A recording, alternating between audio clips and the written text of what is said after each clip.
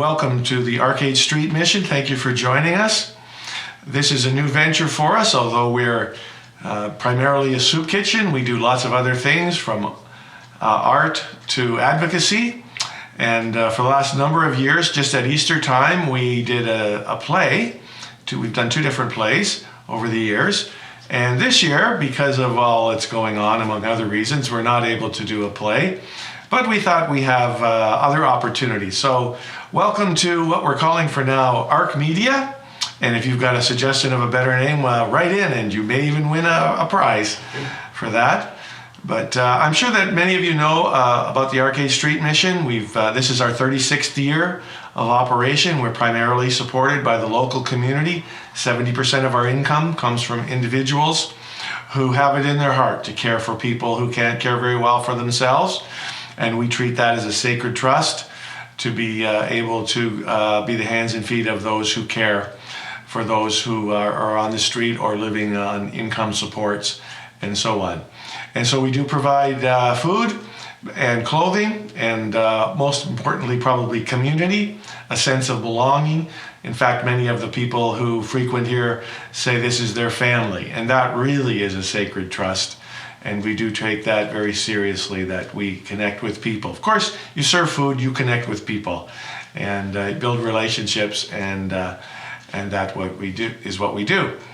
Now, you may be wondering what is happening with the emergency, and we've had to close down most of our programs because you can't congregate and so on. So we do continue to have food on a takeout basis. We're providing food in the evenings.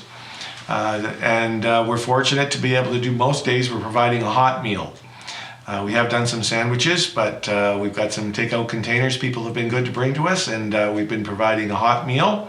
And for the last week we were able to do that 7 days a week. So we're really thankful for the help and support that we've received from the community and from our supporters to be able to keep on going and at least provide a basic diet supplement for people.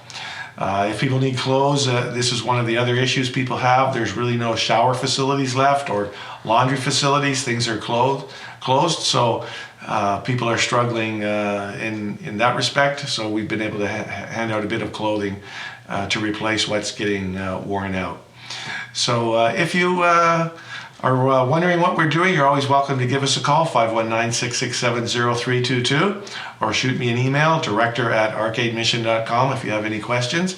And of course, we always welcome your support. So trust you'll enjoy what follows, and don't be shy in joining our Facebook page or dropping a comment and let us know your suggestions and your thoughts. Thank you.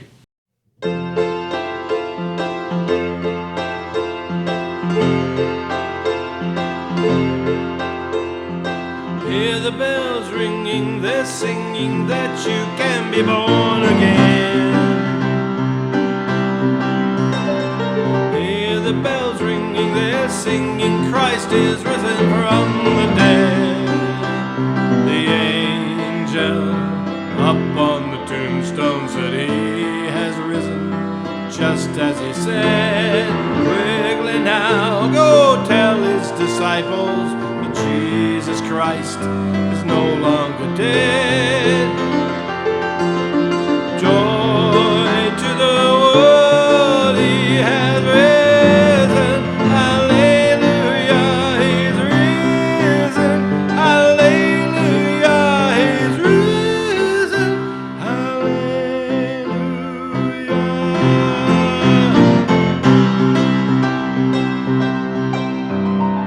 Hear the bells ringing, they're singing that you can be healed right now.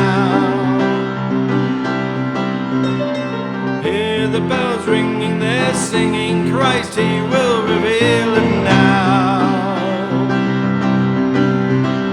The angels, they all surround us, they are ministering Jesus' power. Quickly now, reach out and receive it, for this could be your glorious hour. Joy to the world, he has risen.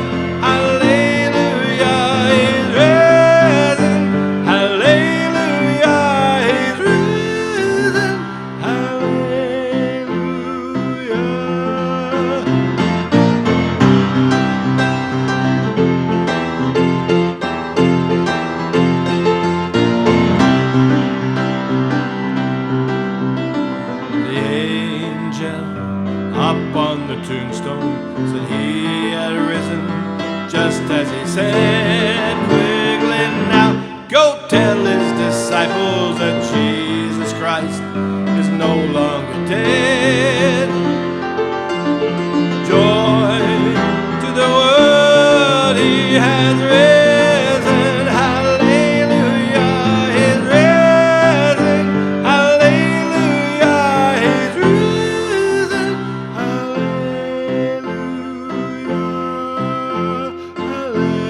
Hallelujah, hallelujah,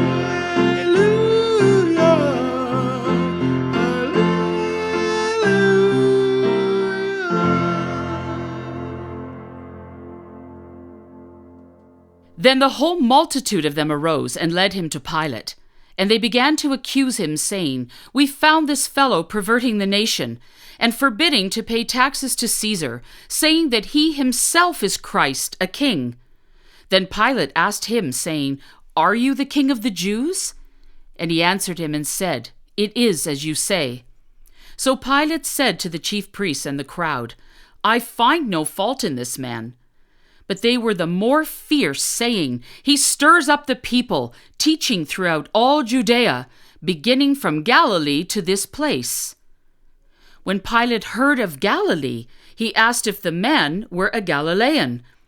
As soon as he knew he belonged to Herod's jurisdiction, he sent him to Herod, who was also in Jerusalem at that time. Now when Herod saw Jesus, he was exceedingly glad, for he had desired for a long time to see him, because he had heard many things about him, and he hoped to see some miracle done by him. Then he questioned him with many words, but Jesus answered him nothing. And the chief priests and scribes stood and vehemently accused him. Then Herod, with his men of war, treated him with contempt and mocked him, arrayed him in a gorgeous robe, and sent him back to Pilate. That very day Pilate and Herod became friends with each other, for previously they had been at war with each other. Then Pilate, when he called together the chief priests, the rulers, and the people, said to them, You have brought this man to me as one who misleads the people. And having examined him in your presence, I have found no fault in this man concerning those things of which you accuse him. No, neither did Herod, for I sent him back, and indeed nothing deserving of death has been done by him. I will therefore chastise him and release him. And they cried out all at once, saying, Away with this man, and release to us Barabbas, who had been thrown into prison for a certain rebellion made in the city, and for murder. Pilate, therefore, wishing to release Jesus again, called out to them, but they shouted, saying, Crucify him! Crucify him! Then he said to them the third time, Why? What evil has he done? I have found no reason for death in him. I will therefore chastise him and let him go. But they were insistent, demanding with loud voices that he be crucified. And the voices of these men and of the chief priests prevailed. So Pilate gave sentence that it should be as they requested. And he released to them the one they requested, who for rebellion and murder had been thrown into prison, but he delivered Jesus to their will. Now as they led him away, they laid hold of a certain man, Simon, a Cyrenian, who was coming from the country, and on him they laid the cross, that he might bear it for Jesus. And a great multitude of people followed him, and women who also mourned and lamented him. But Jesus, turning to them, said, Daughters of Jerusalem, do not weep for me, but weep for yourselves and for your children. For indeed the days are coming in which they will say, Blessed are the barren, wombs that never bore, and those who did not nurse. Then they will begin to say to the mountains, Fall on us, and to the hills, Cover us. For if they do these things in the green wood, what will be done in the dry? There were also 2 others, criminals, led with him to be put to death. And when they had come to the place called Calvary, there they crucified him, and the criminals, one on the right hand and the other on the left. Then Jesus said, "Father, forgive them, for they know not what they do." And they divided his garments and cast lots, and the people stood looking on. But even the rulers with them sneered, saying, "He saved others. Let him save himself if he be the Christ, the chosen of God." The soldiers also mocked him, coming and offering him sour wine, saying, "If you are the King of the Jews, save yourself."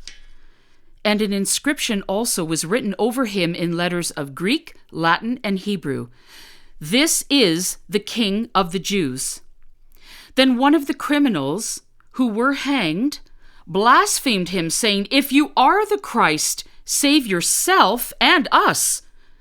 But the other answering rebuked him, saying, "Do you not even fear God, seeing you are under the same condemnation?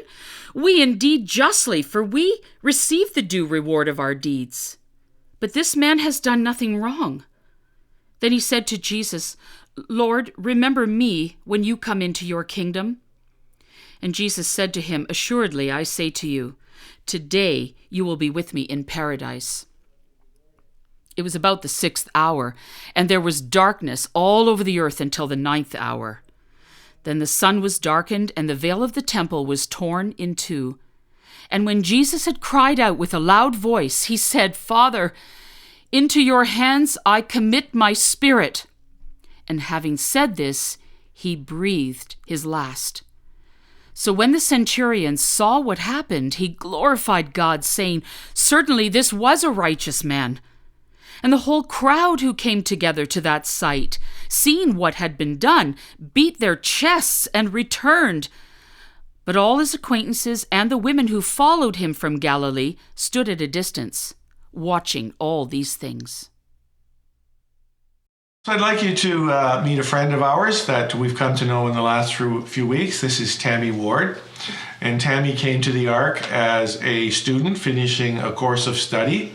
And she's been studying to be an addiction support worker. And she has quite a story of her life that we thought you might enjoy hearing, and what might be good for some folks to hear what God has done in Tammy's life. So, Tammy, thank you for doing this and talking with me today.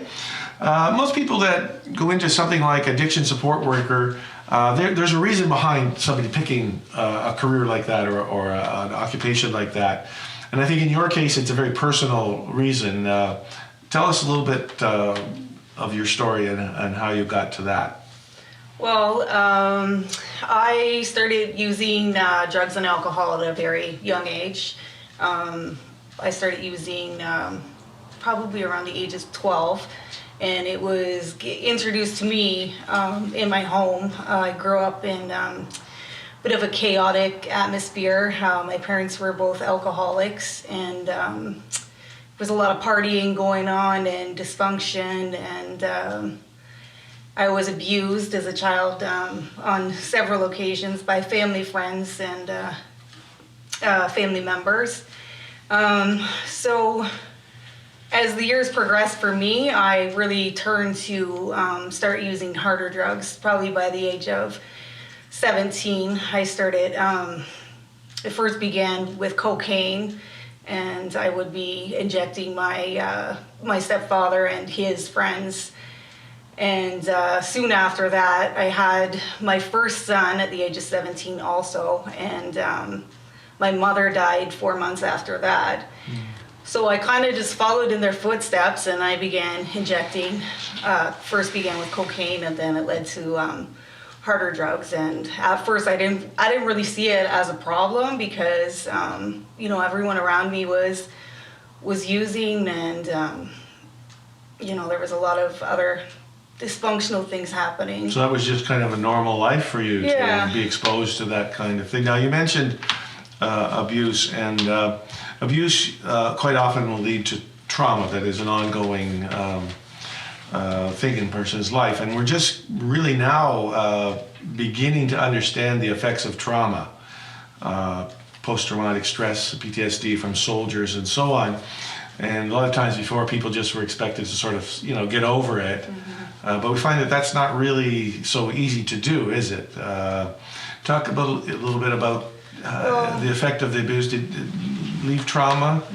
Yeah. Well, I started to see counselors. Like, I knew something was wrong with me. Probably again around the age of 12, and I started to see counselors, but I didn't really have the ability to trust anyone, because I had told my family members what was happening to me in the past, and it kind of got swept under the rug. So I didn't really have the ability to trust or open up, and I feel I was carrying so much shame, and a big, huge part of me believed that I deserved what was happening to me, So, I was on medications and in and out of mental institutions, and So pretty much living with constant mental pain. Yeah. Sadness all the time. Sadness. Yeah. Depression. A lot of it, I kind of had like a closet in my mind where it was so bad that I would just tucked it away back in there, and some of that stuff came up in my later years when I was in my 30s. It was suppressed, and the memories just came flooding back. But Right. I think the statistics are for women who are on the street, homeless and so on. 99% of them have been sexually abused, and 50% of men. I don't think that statistic is very widely known. On our website, we have a little video that we did of four guys. And kind of what we're doing here now, they just told their story a little bit, and all four of them talked about, just like you did, it started at home. It was a rough childhood. And so those leave scars then that are sometimes for some people almost impossible to overcome. takes a lot of work. Yeah. So when people drive past our building and they see people lined up, or sitting in the doorways, and they say, why don't those guys go get a job? What would you say to someone who's driving past and might think that? Well, there's a reason why someone uses drugs. Like, it's some way of masking the pain, or escaping from painful memories, or being able to cope, or with the trauma. So So the drugs are a symptom. They're not the underlying problem in most cases, or at least at the beginning. Yeah, and I'm really glad that people didn't, give up on me either, because, I have a family, I have people who care about me. At the time, I would push people away who cared about me, but, these people, when I see them, I see that's somebody's daughter, that's somebody's mother, that's somebody's sister, that's somebody's father, like... Human being. Yeah, it's a person first. Not garbage. Yeah. Yeah. Yeah, and have families. Yeah. So at the age of 12, you started using drugs. How hard are they to find? Well, not very hard, especially when it's, that's the culture, or the household that you live in. It's supplied, and everyone around you uses it, and it's not hard to find the drugs when you want them. If you want them, there's always somebody handy there to help you out. Yeah. And did you find that, is it typical sort of to have a progression? Like you started off with the softer ones, and then why do you go to the harder ones? The softer ones not doing it anymore, or? Pretty much was, or I wanted to try something new, or, somebody that I was so-called friend might say, here, try this. And then, it was for me, I wasn't just one drug that I was addicted to. By the end, I was 25 years of drug addiction. I was using cocaine, crystal meth, heroin. It wasn't just one drug for me. I needed something to help me up, something to help me sleep, something to help me level out, something to help me cope. So you had your pillbox through the day, so to speak. Any close calls? Yeah, quite a few. Yeah? Yeah. By yourself? Somebody rescue you, or just... Well, I think a lot of the time when I was using at my dark times, that it was, every time I would be using the drug, I would be hoping that it would be the last one, So it was kind of slowly killing myself, but kind of being on a suicide mission, and... Bit by bit. Yeah. Yeah, and hoping the pain would stop. Yeah. Yeah, yeah. And so that often leads to dealing drugs, yeah. too, and that kind of takes you to a whole other level of trouble, I suppose, eh? Yeah. For me, I started to sell drugs. I met a man when I was in my early 30s, and he manipulated me and kept me like in constant debt. So, I was always struggling to like keep myself high and hustling to try and make sure that I had the drugs that I needed. So I would supply the people in my neighborhood or my friends, and ended up leading to me. I ended up getting arrested. The first time I ended up getting a 1-year sentence. And the day I got out of prison, I started to use drugs again. And 2 weeks later, I was selling drugs. 1 year later after that, my doors got kicked in again, and I got arrested for even having harder drugs. Then they let me out on bail, and I started, continuing to sell drugs. And within another year, I was on the run for about 6 months, and the police caught up with me, and I got caught with quite a bit of drugs. I think there was 11 different drugs at the time, and I ended up getting a 5-year prison sentence. 5-year sentence. Yeah. Now, in all that period, you were hoping it was the last one. Rehab? 14 times I tried rehab. 14 times I was in and out of rehab, and I think it was, I just didn't want to give up. I had my children were taken from me, and always in the back of my mind was, I just kept trying. It's just. So you wanted to quit, but something wasn't letting you go. You just couldn't. Yeah. You couldn't let go. It was like two minds. Yeah, basically. Yeah. How long was the longest time you kind of go without drugs? At one point, I did think I lasted for about, if I'm being honest, maybe 8 months. I tried the methadone program. I was on that for a year, but I was still using other drugs, just not opiates. But it wasn't until, at one point I just eventually gave up the hope of being able to quit using drugs, and I just accepted the fact that I was going to be an addict for the rest of my life. And however long that would be. And that's where it came to the point where I was, I couldn't kill myself anymore. I couldn't keep trying to kill myself, and I couldn't live either. It was like I was just trapped in the lifestyle, Wow. And I began really hating myself. And but then you've told me you got arrested for that 5-year sentence, and that kind of was a real turning point. That I like to refer to my arrest as my rescue. My arrest was my rescue. Yeah, I feel like that's, when I really just, I gave everything up, and, when I went into prison, I started to, seek the Lord, and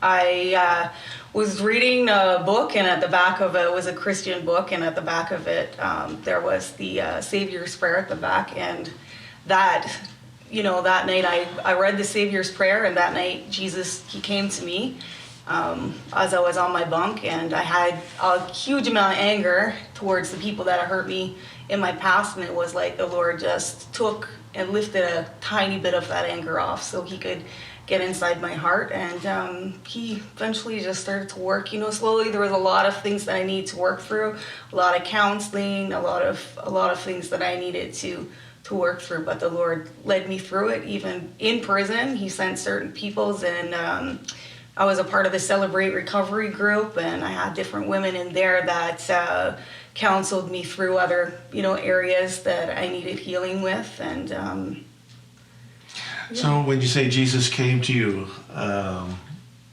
can you describe what that was like a little bit more? Well, I was laying in my bunk, and I felt something, and it was like he supernaturally lifted something off of my heart, and he gave me it was like a vision of something that had happened in my childhood, and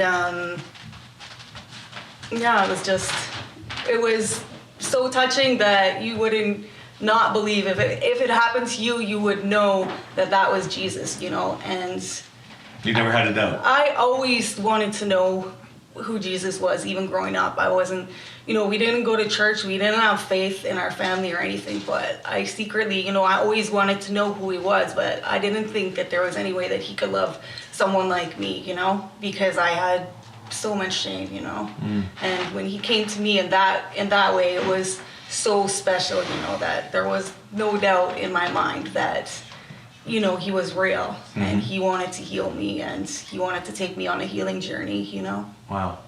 So he lifted a weight of guilt? It was anger. Anger, mostly? Anger. Yeah. That was what happened that night. Yeah. Yeah. Wow. And anger can chew you up and eat you up, right? So having that gone would be quite a peaceful sensation. Yeah. Yeah. So, kind of hear about jailhouse conversions, but yours is kind of stuck for a while now, right? And it really did change your life. How did you live that out while you were still on the inside? Well, the first thing I did was basically I flushed the drugs that I had, and You had drugs even inside? Yeah, I was still selling drugs inside. Inside. And I was still using drugs when the Lord came to me. And so I flushed the drugs, and I started to go around to all the women I was selling the drugs to, and them thinking that they were, I was buying them back to use, and I started to flush those drugs too. And I just kind of, went away in my cell and really got into the Word, and started doing different Bible studies, like through Crossword Bibles, the Bible Institute, and different organizations that were coming in. Sometimes we would have church inside, and I just really, really focused on that. There was another Christian lady who I really know that was a godsend. Sometimes we would just go off into the corner, and she would teach me different parts of the Bible. And So you worked away at your discipleship while you were inside. Yeah. And you felt yourself growing spiritually and dealing with some of those issues that you still had to Jesus had to help you work through. Yeah, the guilt and the shame. And, a lot of that. And forgiving other people too, I suppose. Myself, that was. Was that the biggest one? Yourself, forgiving yourself? Yeah, and allowing myself to feel certain, anger and stuff like that, and it was a long journey. Yeah. And so you did that through your time, and then you were released, and you've continued on. You haven't gone back to your old ways. No, I had some of the women that were in the Celebrate Recovery group. They came alongside me. So they picked me up the day I was released, and they brought me to the halfway house, and they pretty much just included me right into their family and loved me and loved on me. And eventually I started to feel, normal. A huge adjustment for me was, trying to feel normal. Like I didn't, I always had this feeling like I didn't belong in society because I had lived in that lifestyle for so long. So I used the halfway house as a stepping stone, and I got a part-time job. I started more counseling for some sexual abuse while I was at the halfway house. I got involved with a church. I just, worked my way up to paying off my debts and my loans that I had owed for many, many years. Got my taxes done, probably the first time in 5 years. Was able to save up some money and buy a little car, and then I got to finally reconnect with my children. So that was really special. So I got to live close by them for about 6 months and reconnect with them, and got to meet my 2 grandbabies. And from there, I moved to London and started college. And right. So you're finishing your internship. In fact, you've pretty much finished it now. Although with the emergency going on, we're still happy to have you with us. What has being here at the Ark contributed to your journey, if you don't mind me asking? Be honest.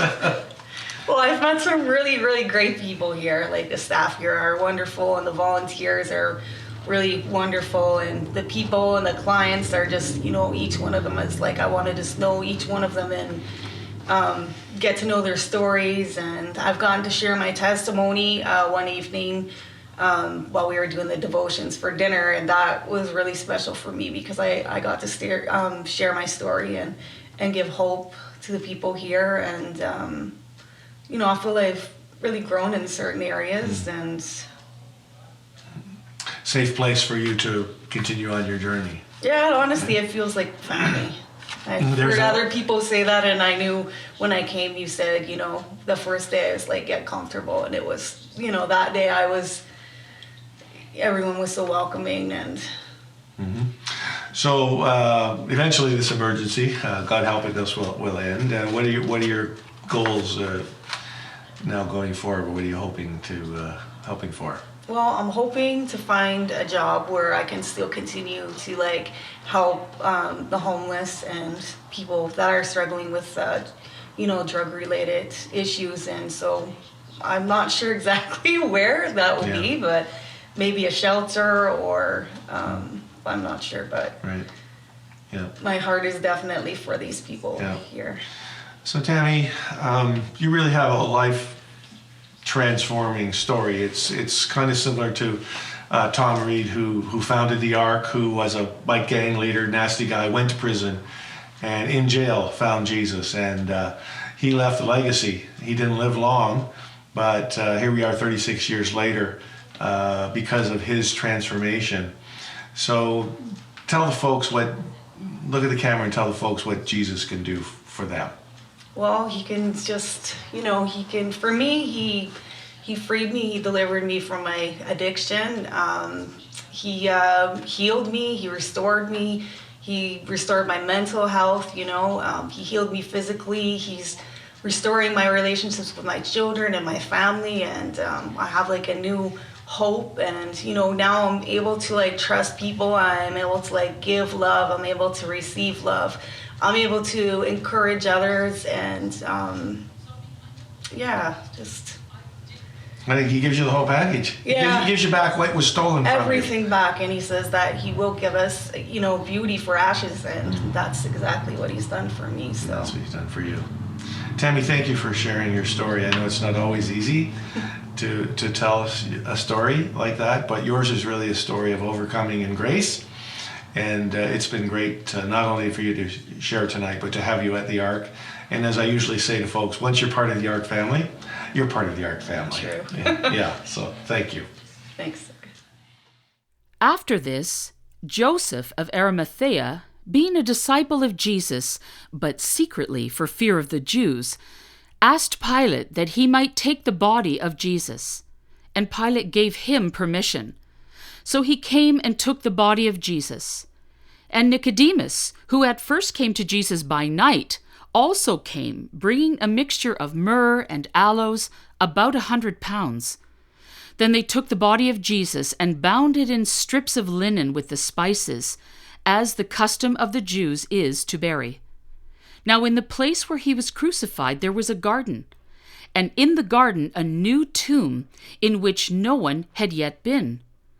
There they laid Jesus, because of the Jews' preparation day, for the tomb was nearby. Now the first day of the week Mary Magdalene went to the tomb early, while it was still dark, and saw that the stone had been rolled away from the tomb.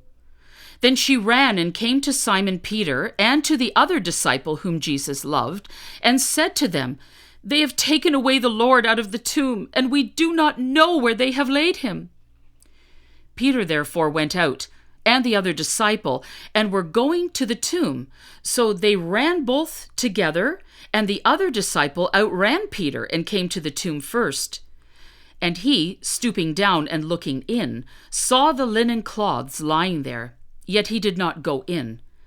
Then Simon Peter came following him and went into the tomb, and he saw the linen cloths lying there, and the handkerchief that had been around his head not lying with the linen cloths, but folded together in a place by itself. Then the other disciple who came to the tomb first went in also, and he saw and believed. For as yet they did not know the scripture that he must rise again from the dead. Then the disciples went away again to their own homes. But Mary stood outside the tomb weeping. And as she wept, she stooped down and looked into the tomb. And she saw 2 angels in white sitting, one at the head and the other at the feet, where the body of Jesus had lain. Then they said to her, "Woman, why are you weeping?" She said to them, "Because they've taken away my Lord, and I do not know where they have laid him." Now, when she had said this, she turned around and saw Jesus standing there, and did not know that it was Jesus. Jesus said to her, "Woman, why are you weeping? Whom are you seeking?" She, supposing him to be a gardener, said to him, "Sir, if you have carried him away, tell me where you have laid him, and I will take him away." Jesus said to her, "Mary." She turned and said to him, "Rabboni," which is to say, Teacher. Jesus said to her, "Do not cling to me, for I have not yet ascended to my Father. But go to my brethren and say to them, I am ascending to my Father and your Father, to my God and to your God." Mary Magdalene came and told the disciples that she had seen the Lord, and that he had spoken these things to her. Then the same day at evening, being the first day of the week, when the doors were shut, where the disciples were assembled, for fear of the Jews, Jesus came and stood in the midst and said to them, "Peace be with you." When he had said this, he showed them his hands and his side. Then the disciples were glad when they saw the Lord. So Jesus said to them again, "Peace to you. As the Father has sent me, I also send you." And when he had said this, he breathed on them and said to them, "Receive the Holy Spirit. If you forgive the sins of many, they are forgiven them. If you retain the sins of any, they are retained." Now Thomas, called the twin, one of the 12, was not with them when Jesus came. The other disciples therefore said to him, "We've seen the Lord." So he said to them, "Unless I see his hands, the print of the nails, and put my finger into the print of the nails, and put my hand into his side, I will not believe." And after 8 days his disciples were again inside, and Thomas with them. Jesus came, the doors being shut, and stood in the midst and said, "Peace to you." Then he said to Thomas, "Reach your finger here, and look at my hands, and reach your hand here, and put it into my side. Do not be unbelieving, but believing." And Thomas answered and said to him, "My Lord and my God!" Jesus said to him, "Thomas, because you've seen me, you have believed. Blessed are those who have not seen and yet have believed." And truly Jesus did many other signs in the presence of his disciples, which are not written in this book.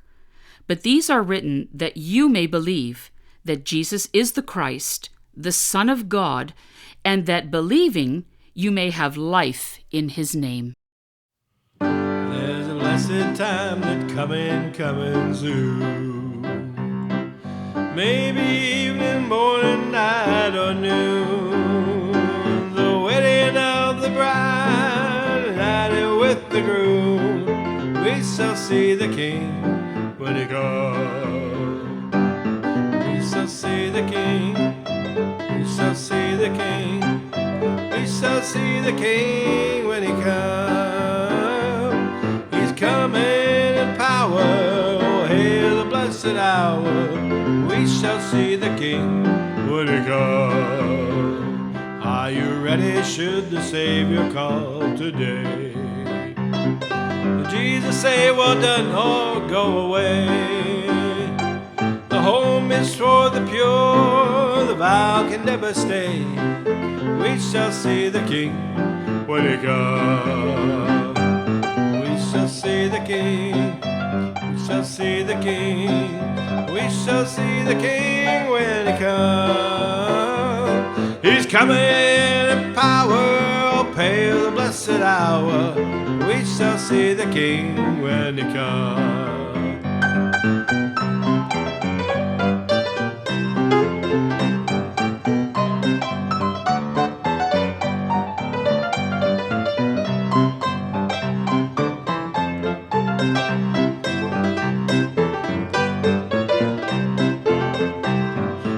Oh, my brother, are you ready for the call? Crown your Savior, King and Lord of all. The kingdoms of this world shall soon before him fall.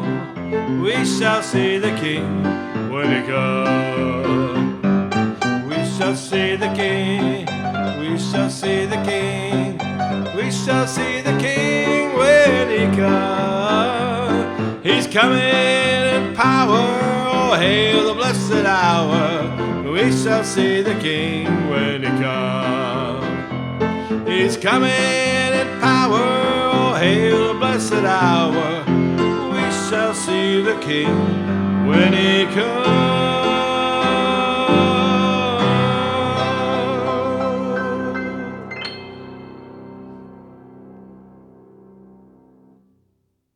The English philosopher Thomas Hobbes once characterized human life as nasty, brutish, and short.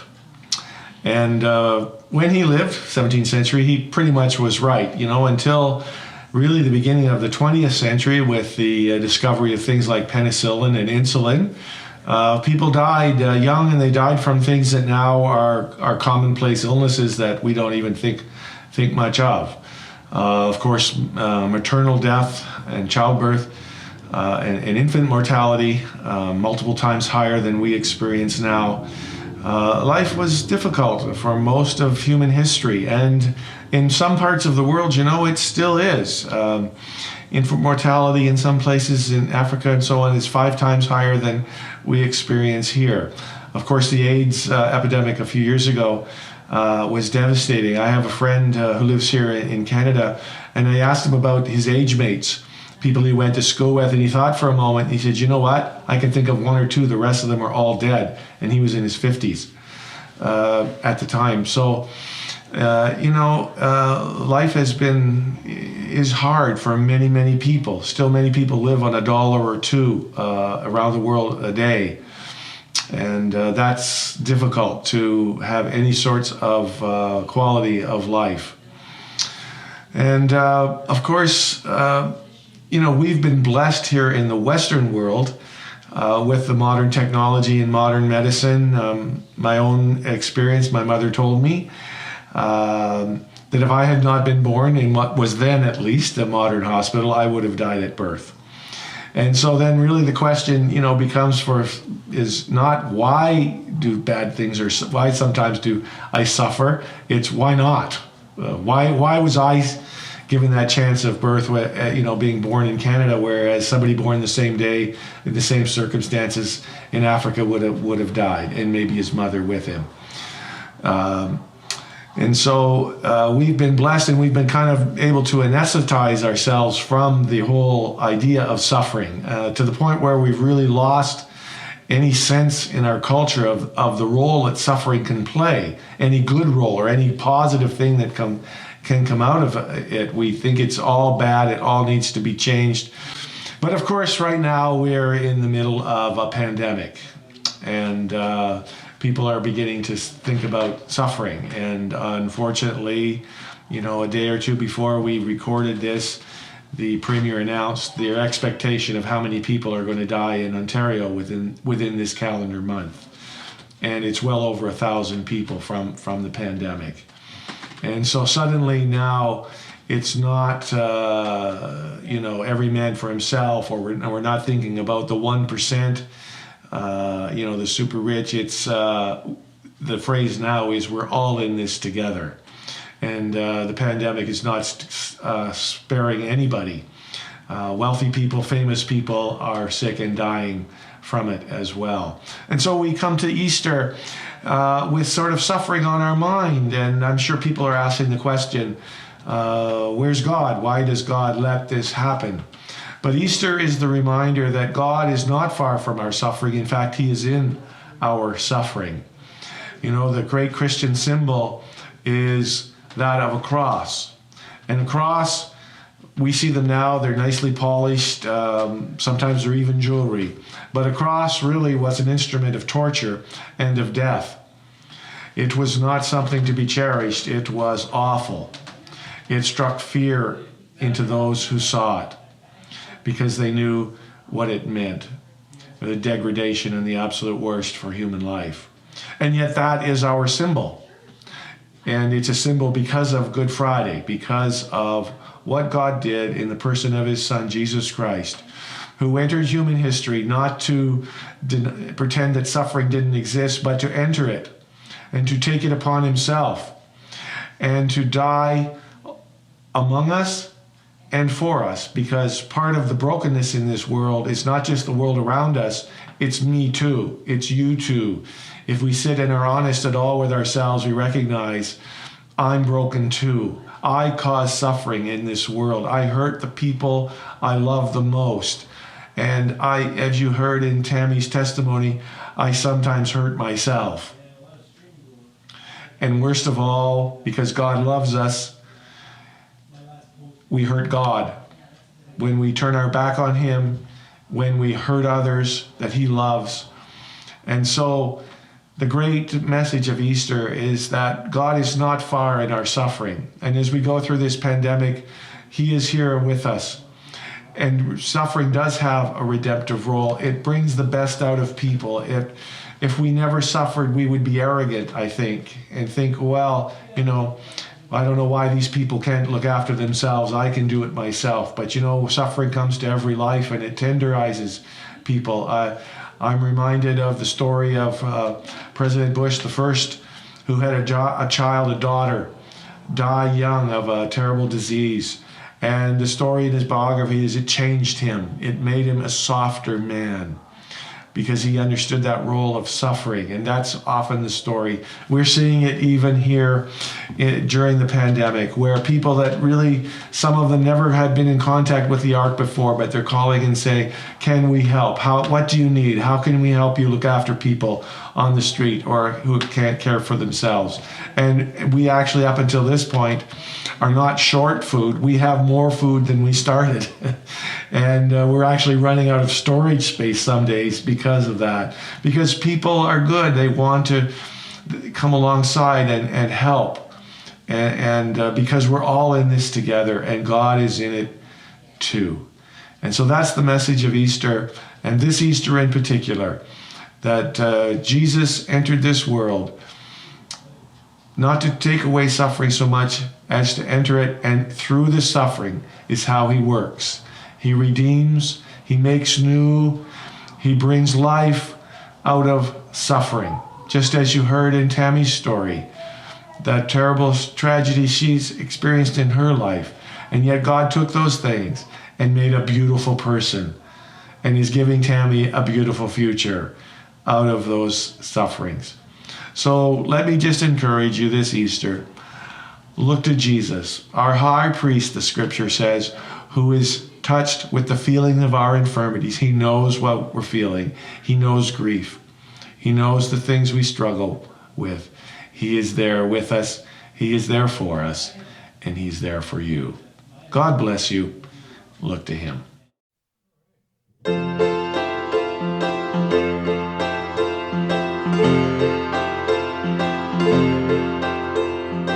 Hear the bells ringing, they're singing that you can be born again. Hear the bells ringing, they're singing Christ is risen from the dead.